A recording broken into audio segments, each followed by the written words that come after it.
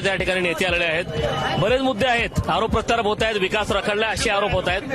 काय आपलं नेमकं म्हणणं आहे?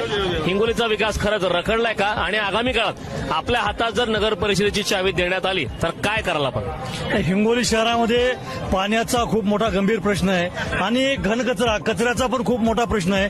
आमच्याकडून 365 दिवसाची नळपट्टी घेतली जाते, परंतु पाणी 10 दिवसाला एकदा दिले जाते. तर हे काय अन्याय आहे आमच्या हिंगोलीकरांवर. दुसरी गोष्ट, स्वच्छतेचा कर घेतला जातो पण म्हणावं तशी स्वच्छता नाही. प्रत्येक गडोबोळ्यामध्ये घाणीचं साम्राज्य आहे. नालेमध्ये पूर्ण घाण साचलेली असते. हिंगोली क्लीन आणि ग्रीन करण्याची यांनी संकल्पना केली होती, परंतु हिंगोली क्लीनही झाली नाही आणि ग्रीनही झाली नाही. बघा, मुद्दा हा आहे की आता आपण उतरताय मैदानात निवडणुकीच्या. खरं तर ज्या प्रकारची परिस्थिती आहे, प्रचार आता दुसऱ्या टप्प्यात आहे, प्रचाराने वेग धरलाय. कशा प्रकारचा प्रतिसाद आहे हिंगोलीकरांचा?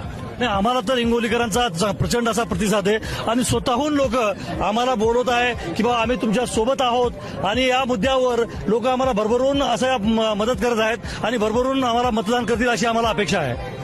बरं, चला.